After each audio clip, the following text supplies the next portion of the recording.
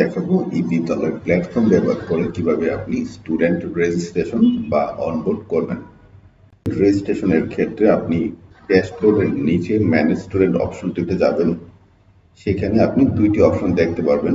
একটি হচ্ছে bulk registration, যদি আপনি একাধিক স্টুডেন্ট অনবোর্ড করতে চান তবে সেই ক্ষেত্রে আপনি বাল্ক রেজিস্ট্রেশন অপশনটি চুজ করবেন, এবং আরেকটি অপশন হচ্ছে সিঙ্গেল রেজিস্ট্রেশন।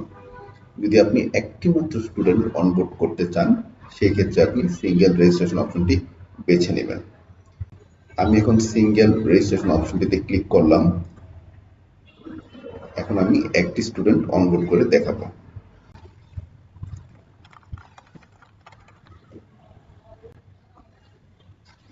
আমার স্টুডেন্টের নাম নাবিল তাহমিদ। আমি ক্লাস হিসেবে এখন নির্বাচন করলাম ক্লাস 10। গ্রুপ হিসেবে সিলেক্ট করলাম কমার্স এবং শিফট হিসেবে সিলেক্ট করলাম মর্নিং। সেকশন হিসেবে সিলেক্ট করলাম এ। এখন তার ফোন নাম্বারটি আমি বসাবো। যেহেতু ইমেল বসানো বাধ্যতামূলক নয় সেক্ষেত্রে আমি ইমেল বসালাম না, এবং নিচে তার রোল নাম্বারটা আমি বসালাম। নিচে যে আপনি স্টুডেন্ট আইডি অপশনটি দেখতে পাচ্ছেন, এখানে আপনার হাত দেওয়ার প্রয়োজন নেই। এটি হচ্ছে এই বিদ্যালয়ের ইউনিক একটি আইডি। এটি প্রত্যেকটি স্টুডেন্ট অনুযায়ী অটো জেনারেট হবে। তারপরে এখানে আমি স্টুডেন্টের এডিশনাল ইনফরমেশন সেট করতে পারি চাইলে। সেখানে আমি ডেট অফ বার্থ, স্টুডেন্টের জেন্ডার, ব্লাড গ্রুপ, স্টুডেন্টের একাডেমিক ইনফরমেশন, ইমার্জেন্সি কন্ট্যাক্ট, স্টুডেন্টের প্রেজেন্ট অ্যাড্রেস, পার্মানেন্ট অ্যাড্রেস, সব কিছু আপনি চাইলে সেট করতে পারেন। এই মুহূর্তে আমি এখানে কোনো ইনফরমেশন সেট করব না, তাই আমি এনরোল নাও বাটনটি বেছে নিলাম। আমার স্টুডেন্ট রেজিস্ট্রেশন সম্পন্ন হয়ে গিয়েছে। আপনার কোন ক্লাসে কতজন স্টুডেন্ট আছে সেটি আপনি এই ম্যানেজ স্টুডেন্টস অপশনে গিয়ে দেখতে পারবেন। যেহেতু আমার মাত্র একটি মাত্র স্টুডেন্ট অনবোর্ড করা হয়েছে সেক্ষেত্রে এখানে একটি মাত্র স্টুডেন্ট শো করছে। এখন আমি দেখাবো কিভাবে আপনি বাল্ক রেজিস্ট্রেশনের মাধ্যমে একাধিক স্টুডেন্ট অনবোর্ড করবেন। প্রথমে বাল্ক রেজিস্ট্রেশন অপশনটি বেছে নেবেন। এখানে যে আপনি ডাউনলোড স্যাম্পল এই বাটনটি দেখতে পাচ্ছেন সেটিতে ক্লিক করবেন। সাথে সাথে আপনি দেখতে পারবেন যে একটি ফাইল অলরেডি ডাউনলোড হয়ে গিয়েছে। এখন সেই ফাইলটি আপনি ওপেন করবেন। আমি এখন যে ফাইলটি ডাউনলোড করেছিলাম সেটি ওপেন করলাম। এই ফাইলটিতে আপনি কিছু স্টুডেন্টের ইনফরমেশন দেখতে পারবেন, তবে আপনি সেইগুলো মুছে দিয়ে আপনার যে এক্সিস্টিং স্টুডেন্ট আছে তাদের তথ্য দিবেন।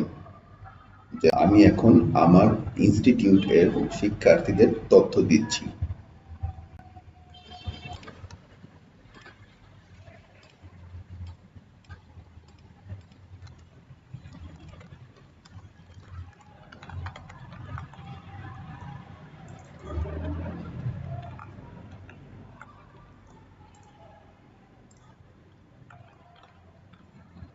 আমি ক্লাস হিসেবে ক্লাস 10 এবং শিফট হিসেবে মর্নিং শিফট সিলেক্ট করেছি, এবং সেকশন হিসেবে আমি দিলাম হচ্ছে বি সেকশন।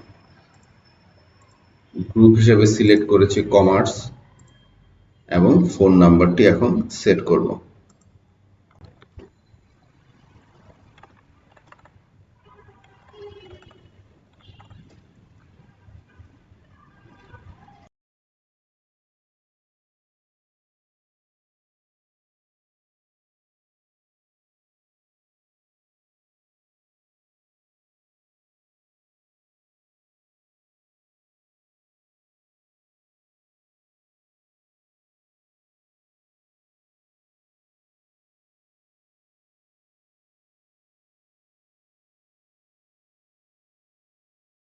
এভাবে আপনি ক্লাসের সকল শিক্ষার্থীদের তথ্য বসাবেন। তারপর এই ফাইলটিকে আপনি এক্সেল ফাইল হিসেবে ডাউনলোড করবেন।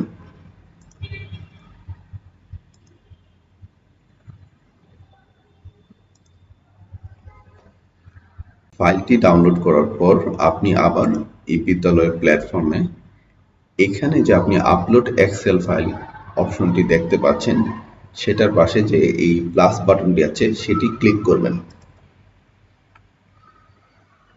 তারপর যে ফাইলটি আপনি মাত্র ডাউনলোড করলেন স্টুডেন্টের সকল তথ্য দিয়ে, সেটি আপলোড করবেন এবং আপনি নিচে দেখতে পারবেন আপনি যে সকল শিক্ষার্থীদের তথ্য দিয়েছেন সবগুলো এখানে দেখতে পারবেন। তারপর নিচের এনরোল নাও বাটনটি ক্লিক করবেন। আপনার বাল্ক রেজিস্ট্রেশন সম্পন্ন হয়ে গিয়েছে। আপনি আপনার স্টুডেন্টের তথ্যগুলো সেম ম্যানেজ স্টুডেন্টে গিয়ে দেখতে পারবেন। আজকে এই পর্যন্তই। নেক্সট ভিডিওতে আমি দেখাবো কিভাবে টিচার অনবোর্ড অথবা রেজিস্ট্রেশন করবেন। ধন্যবাদ।